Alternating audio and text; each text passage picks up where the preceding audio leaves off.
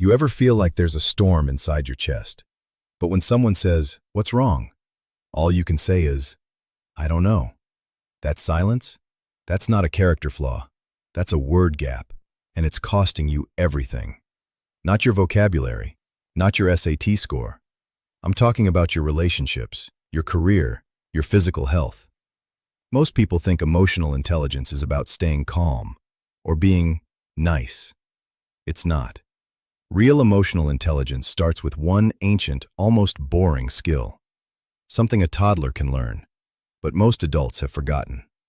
Naming what you feel. The kind that gave me chills when I first found out. When you name a feeling, your brain literally changes. There's this tiny region inside your skull called the amygdala. It's your alarm system. When life goes wrong, rejection, fear, a text left on read, that alarm screams. Your heart races, your fists clench. You're ready to fight, flee, or freeze. When you take a messy, blurry emotion, like "I feel terrible," and you find one specific word for it, like "I feel disrespected," your brain does something almost magical. The left prefrontal cortex, the rational part, lights up like a stadium, and it sends a signal straight back to that screaming amygdala. It says, "Stand down, we've got this." Scientists at UCLA scanned brains. They found that putting feelings into words reduces the amygdala's reactivity by up to 50%. Half the storm, just by saying one word. So when you stay vague, "I'm fine, I'm just stressed," your brain stays trapped in fight or flight. You're a deer in headlights, but the headlights are your own thoughts. But when you name it, you move from being the storm to watching the storm. That's not self-help fluff. That's neuroscience. But here's the problem. Most of us have the feeling vocabulary of a toddler. Mad, sad, happy, scared. That's like trying to paint a sunset with 4 crayons. So let's upgrade your palette. Right now. Try this one. Overwhelmed. Not busy. Busy is a brag. Overwhelmed is honest. When you say it out loud, your brain stops trying to do 10 things at once. It accepts limits. Just whisper it to yourself. "I feel overwhelmed." Feel that tiny exhale? That's your nervous system saying thank you. Then there's lonely. Hard one, right? We say isolated or bored to avoid this word, but loneliness has a specific neural signature. It activates the same pain circuits as physical hunger.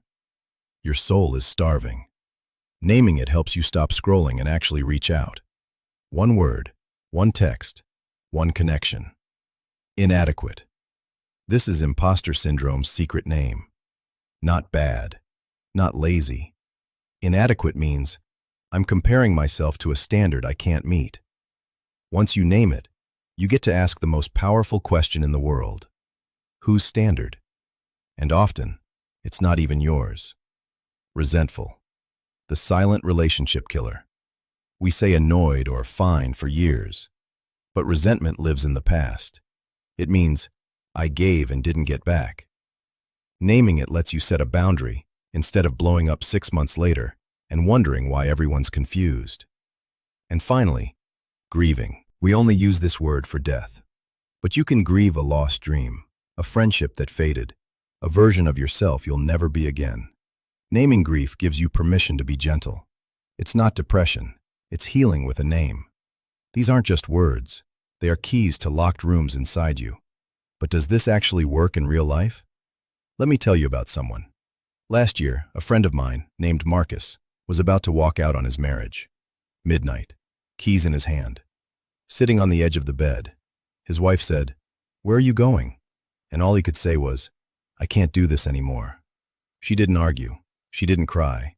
She just said, "Name one feeling, just one." He almost laughed, but then he stopped, and he whispered, "Inadequate."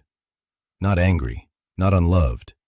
Inadequate, like he couldn't give her the life she deserved. She sat next to him and said, "I feel lonely." Not accusatory, just true. 2 people, 2 words. They didn't solve everything that night, but they stopped running. They named the monsters, and the monsters shrank. Then there's a teenager I know. She was self-harming. The therapist didn't start with, "Why are you doing this?" She just handed her a feelings wheel. And the girl pointed to a word she'd never said aloud. Disgust. Disgust at her own body. Once named, she could fight it instead of fighting herself. She's 2 years clean now. All because one word turned a fog into a target. And me? Last week I was snapping at everyone. Barista, partner, myself. I stopped and asked, what's the actual feeling? Not stressed. Deeper. Resentful. I was doing a favor I never wanted to do. Named it. Canceled the favor. World didn't end. My peace came back. That's the secret most people never learn. Emotions become dangerous only when they're silent. So here's what I'm asking. Not to be smarter, not to be calmer, just to be more honest. Next time you feel that storm, pause, open your mouth, and try one word, even if it's clumsy, even if you whisper it alone in your car, even if no one ever hears it but you. Then come back down here, to the comments. Not for me, for you. Right. Today I named this feeling, and here's what changed. Let's build a library of real words from real lives. Because your one word? It might be the exact word someone else has been searching for years. If this shifted something inside you, hit that like button. Not for the algorithm, for your own brain. A little neural high five. And subscribe, hit the bell, because next week, I'm showing you the 3 words that destroy anxiety and the 1 sentence that rebuilds trust in 5 seconds. You're not broken. You've never been broken. You're just missing a few words. Let's find them. Together.